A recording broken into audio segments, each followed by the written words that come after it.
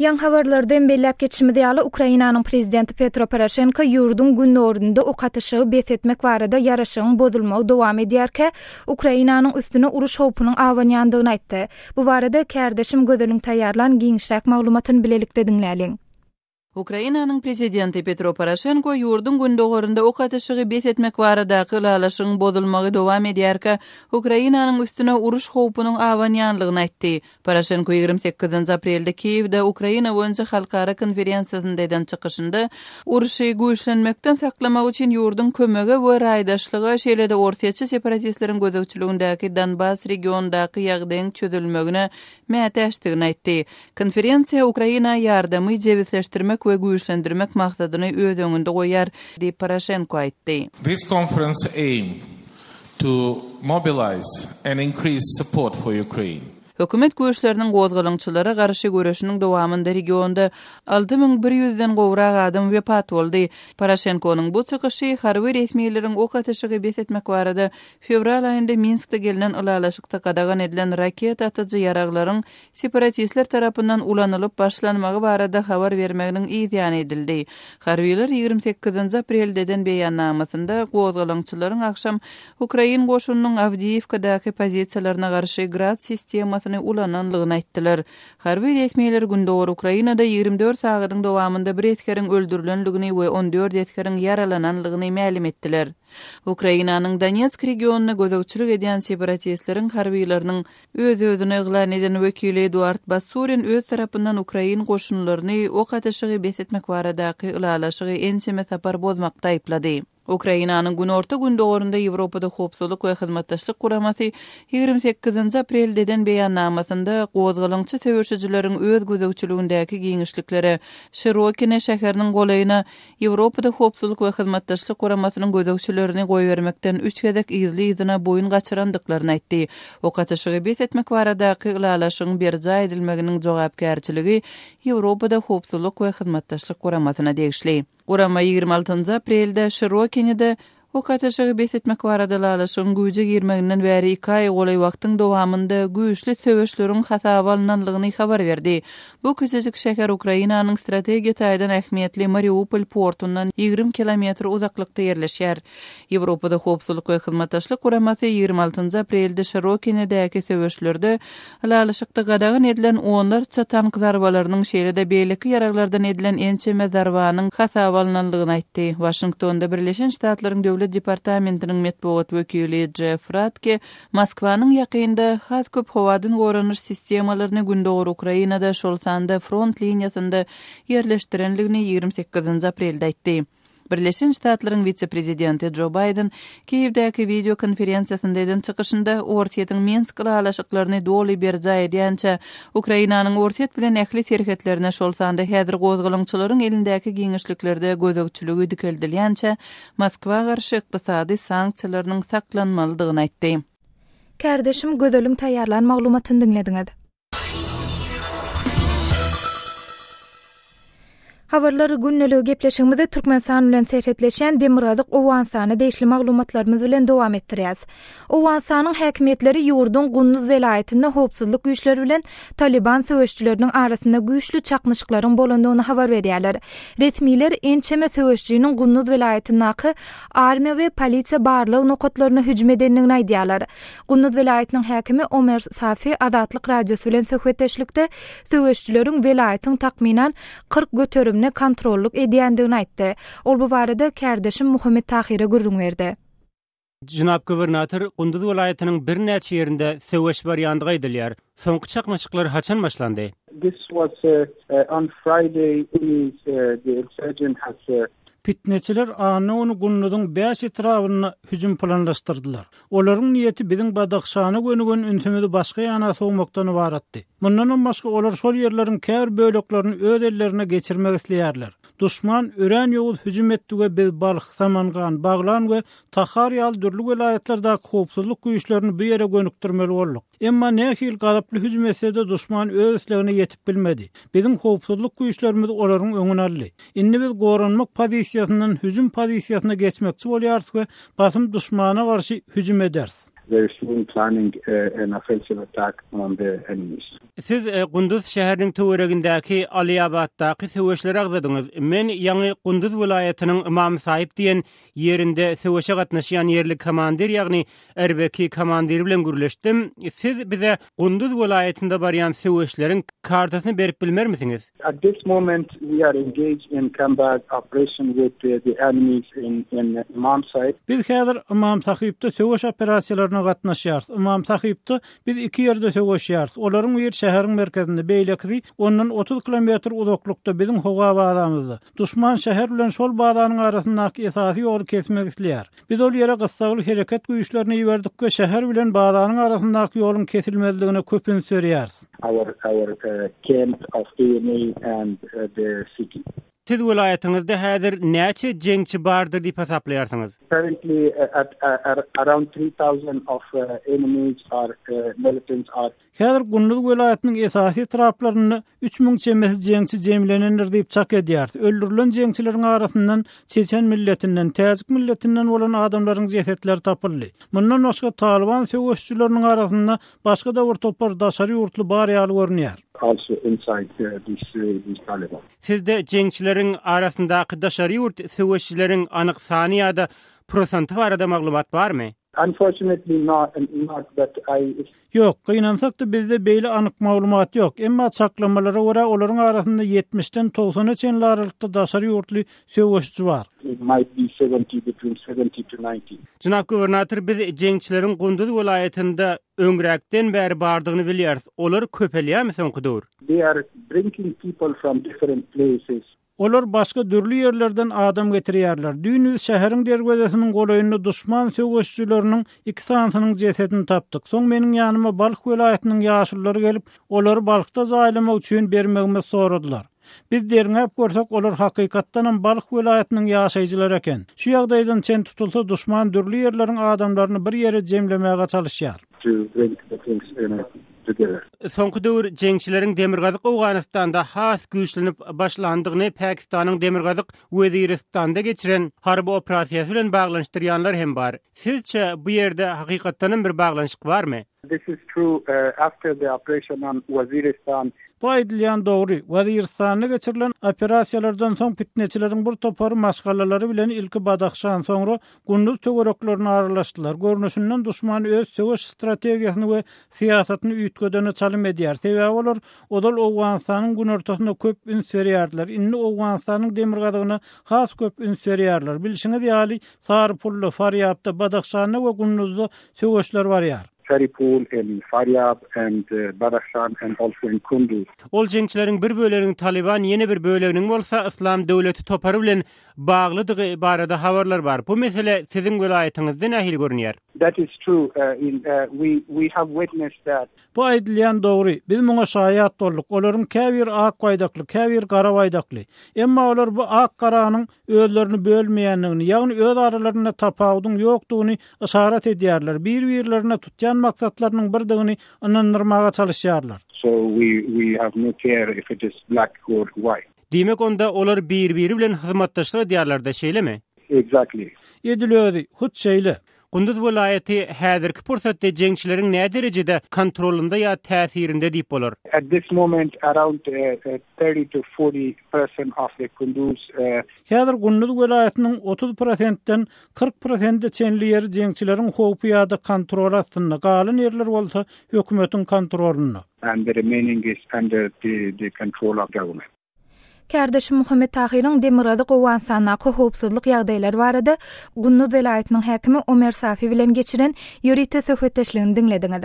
Owganystanyň Milli Mejlisiniň başlygy hem howpsuzlyk ýagdaýlary barha ýaramazlaşýan demirgazyk Owganystany Pakistanyň Waziristan sebitine deňedi. Owgan parlamentiniň deputatlary ýurdun demirgazygynaky ençeme welaýatyň söwüşçüleriň kontrollugyna geçmeginiň ahmaldygyny aýdyp aladalanma bildirýärler. Bu barada Kawla habarçymyz Şamerdan Gulumrady has giňişräk maglumat berýär. Demirgazyk Owganystanda howpsuzlyk şertleriniň gün saýyn ýaramazlaşýandygy ma'lum edilýär. Munyň şeýledigini resmiýler hem boýun alýar. Merkezi Aziýaly jeňçiler hem Demirgazyk Owganystanda ýerleşipdir. Daşary ýurtly söwüşçiler terroristlik hujumlary amala aşyrýar. demirgazyk Owganystanda Merkezi Aziýaly jihatçylaryň uruşlara gatnaşýanlygyny yerli resmiler tasdikleýär. Demirgazyk Owganystanda ýagdaýyň gitdigiçe dartgyllaşýanlygyna Owganystanyň Milli Mejlisi hem hawatirlenme bildirdi. Daşary ýurtly jeňçileriň Pakistanyň erkin zonasyndan demirgazyk Owganystana geçýänligini deputatlar aýdýar. Owganystanyň Milli Mejlisiniň başlygy Ibrahimyň aýdysyça demirgazyk Owganystan ikinji Waziristana urulypdyr. Welaýat merkezlerine de jeňçiler hüjum edýär. Ýurtda dowam edýän dartgyllygyň öňüne geçmek üçin hökümet alada etmeýär. Demirgazyk Owganystanda howpsuzlyk şertleriniň ýaramazlaşýanyna resmiler üns bermeýär. Ol ýerde daşary ýurtly jeňçileriň köpçülikleýin ýerleşendigini halkdan ýaşyrýar. Hatda prezident Gany hem demirgazyk Owganystanda barýan ýagdaýy göz ýumýar diýip Ibrahimi aýtdy. امروز شمال افغانستان به وزیرستان تبدیل شده. مراکز شهری در محاصره است. Demirgazyk Owganystanyň owa ýerlerine jeňçiler kontrollyk edýär. Gunduz, Serpul, Jewzan we Faryab welaýatynyň ençem etrabynda döwlet garşydaşlary bilen Awgan güýçleriniň arasynda çatışyk dowam edýär. Faryab welaýatynda howpsuzlyk şertleriniň has agyrdygyny deputat Naqibulla Paýyk aýtdy. Oňa görä Demirgazyk Owganystan uruş oduna ýanýar. Tutuş demirgazyk Owganystanda howply ýagdaý höküm sürýär. Faryab welaýatynda welaýat merkezi bilen etrap häkimlikleriniň arasynda gatnaş kesilipdir. Döwlet işgärleri öz idarasynyň daşary çykyp bilmeýär. Käbir döwlet idaralary ýapylypdyr. Howpsuzlygy üpçün etmek üçin döwlet çare görmeýär. Şu sebäpden halk demirgazyk Owganystanda jeňçilere baş egmäge mejbur bolýar diýip deputat aýdýar. شمال افغانستان با دود و آتش میسوزد. فاریاب بیشتر از هر ولایت دیگه وحشت فرو رفته. Demirgazyk Owganystanda barýan ýagdaýlar bilen bagly Owganystanyň Milli Mejlisi ýurdun howpsuzlyk goragy güýçleriniň ýolbaşçylaryny mejlisiň ýygynagyna çağırdy. Demirgazyk Owganystanda Merkezi Aziýaly jeňçileriň hereketiniň öňüni almak üçin döwletiň tagalla etmeýändigine deputatlar nägelelik bildirdi. Owganystanda parahatçylyk boýunça ýokary geňeşiň sekretary Masum Stanikden aýdyşyna garanda Awgan güýçlerine garşy uruşýan daşary ýurtly jeňçileriň sany yerli seweşijilerden has köpdür. Olar dürli ýurtlardan Owganystana gelipdir. Owganystan häzir kyn ýagdaý başdan geçirýär. Owganystanyň merkezi ady ýurtlaryna da howpabanyp biler. Çünki daşary ýurtly jeňçileriň esasy maksady Owganystanyň demirgazyk goňşularyna howpabandyrmakdyr diýip Stanikday aýtdy. تعداد جنگجویان بیرونی در بین صفوف مخالفین بیشتر از کسایی هستند که از داخل می جنگند و از کشورهای مختلف هستند. Daşary ýurtly jeňçileri ýok etmek üçin çare görmeýänlikde halk Awgan hökümetini aýplaýar. Ýöne Awgan hökümeti jeňçilere garşy cihat aglan etdi. Prezident idarasy tarapyndan ýaradylan beýannamada fitneçilere garşy göreşmegiň ähli halk üçin farz bolandygy aýdylýar. Şaýmyrdan oğlum radi, Kabuldan Azatlyk radiosu üçin. Habarlar günneligi gepleşigimizde Türkmenistanyň değişli maglumatlarymyz bilen dowam etdirýäs.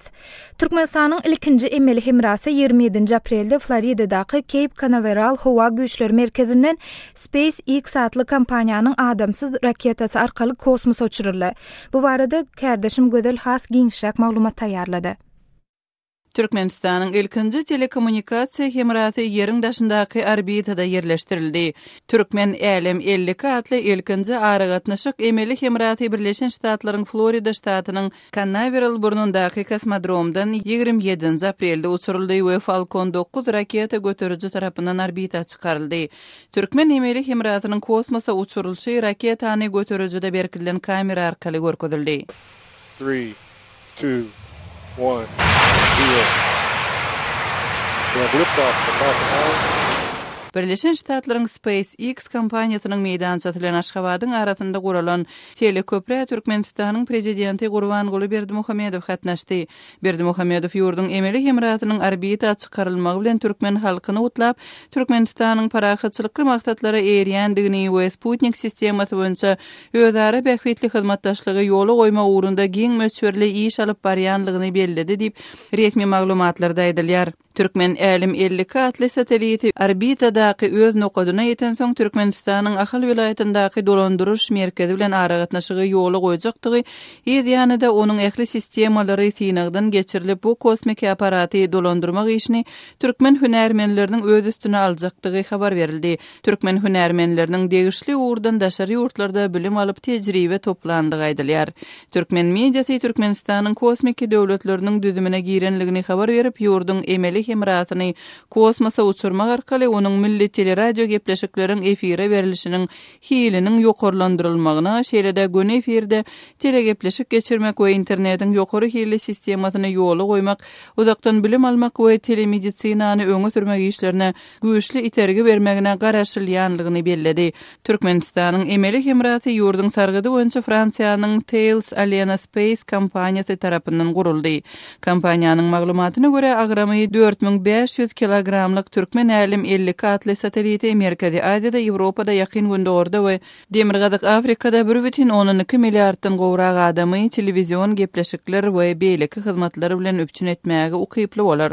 Türkmenistanyň ilkinji emeli hemrasynyň kosmosa uçurulmagy ýurtda ilatyň arasynda ören meşhur Sputnik antennalary ýok etmek boýunça häkimetler tarapyndan alınıp barylýan kampaniýa gabat geldi. Sputnik antennalary ilata beýleki ýurtlaryň satelit telekanallaryny tutmaga mümkinçilik berýär. Türkmenistanyň milli mediasy häzirçe doly döwlet gözegçiliginde saklanýar. Kardeşim gödölüň taýýarlan maglumatyny dinlediňiz. Hormatly dinleýijiler, bu barada öz pikir araýşlaryňyzy biziň we dinleýijilerimiz bilen paýlaşmak isleteňiz, biziň medeniýet email belgisi gmail.com email adresimizde haturadyň ýa-da Moskwadaky telefon nomerimiz 7926 236 04 55 jaňydyň ýa-da SMS ýazyň. Gepleşigimizde Mara welaýatynyň gelip owşan maglumatymyz bilen dowam etdirýäs. Dünýäniň iň uly gady ýataklarynyň birine eýe bolan Mara welaýatynyň Tagtabazar etrabynyň bir owasyna 20 ýyl aradan soň tebigy gadyň çekilip başlanandan habar berilýär. Bu owanyň özüni kümüş diýip tanışdyran ýaşaýjysynyň aýtmagyna görä, olar 20 ýylyň dowamında gaz balonlaryny çölden odun çöpleri ulanyp gün guzaran görüpdirler. Ol bu barada Türkmenistanyň habarçymyz Sultan Açylwa gurrun berdi. Owamda şol gada çekip başladylar. Şonu guturup nesip bolsa ýakaga ýetir, şonu diläp otyr. Ýöne ýollamazam oňatdal suw ýagdaýymam horçylyk 20 ýyldan bäri halkymyz hor ýaşaýar. 20 ýyldan bäri seň şu owanda gaz ýok bolsa, nähile edip şol hoçalygy dolandyrdyňyzdan ha şol nähilesiz gazsız oňup geldiňiz. Biz öz ýagdaýymyza görä gaz peçimizde balon verdiler, ol yetişmede tok peçleri beýleki guralar ulanyp gezdik. Onuň odun çöpen jeňelden ýylgyny getirýär. Şoň bilen guzaran görmeli. Nähile kynçylyklar döretdi şu ýyllarda. Kyn bolýar, proýeňde ot ýakanyň bilen çagalan köp bolup bir näçe ýyltmal bolýar. Kyn bolýar. Kynçylyk çekdik. Barym proýek üstüne bolýar. Ene şunu ýol basylar näme bilen düşündirip geldiler şu 20 ýyllap halka şol özüňe dönen tebigy gady 20 ýyllap bermediklerini näme bilen düşündirip geldiler. Ilaçy öz döwründe arda şikayet etmedimi? Şikayet etdik häkimlerge. Owaň gelin ýylyp gatnadyk, olar geldiler üstümize, mana çekip berers, ana çekip berers. Şeýdip biz şuna çel aldak gezdiler. Prezidente hat ýazdyk, şeýdip oňa hat ýazdyrdyk, başladylar, belki guturarlar. Näçe wagtda şunu çekip berjekdikler barada bir halka maglumat berýärlermi? Maglumat da şu 8-nji martda ýetişdirer diýdiler. Şol täze gystynyň gutursaty biz razy. Ene şoň özüňiz şoň depkinni, şu işiň alyp barýan depkinni näle görýäňiz? Şu wagtda 2 brigada bolup işläp berler, belki Allah wagtara guturaýdyrlar, işläp başlaýdyr. Bizem bir rahat durmuşda ýaşamagy arzu etýän. Öýlere baran ýeri barmy turbalaryň? Şu öýün gyrasyndan geçip başlady. Köçeden turbalar gön geçirip başladylar. Öýün tek çekilenok. Habarçymyz Sultan Açylwanyň geçiren söhbetdeşligini dinlediňiz. Hormatly dinleýijiler, gaz liniýasynyň çekilmänligi ýa-da ýetmeçligi bilen baglanşykly siz hem öz owaňyzda şoňa meňdeş tejribeler başdan geçirýäňizmi? Bu barada bize gurrun beriň. Biziň medeniýet email belgisi gmail.com email adresimizde haturadyň. Şu gün, ýagny 28 aprelde tanymal türkmen ýazyjysy Esen Ataýew 70 ýaşynyň içinde aradan çykdy. Ol 1945-nji ýylda Belarus topragyny dünýäne sebäbi onuň kakasy 1930-njy ýyllarda bay kulakçylygy çekilip günorta Ukraina sürgün edilipdi. Bu maşgala uruşdan soň Belarus topragyna göçüp barypdy.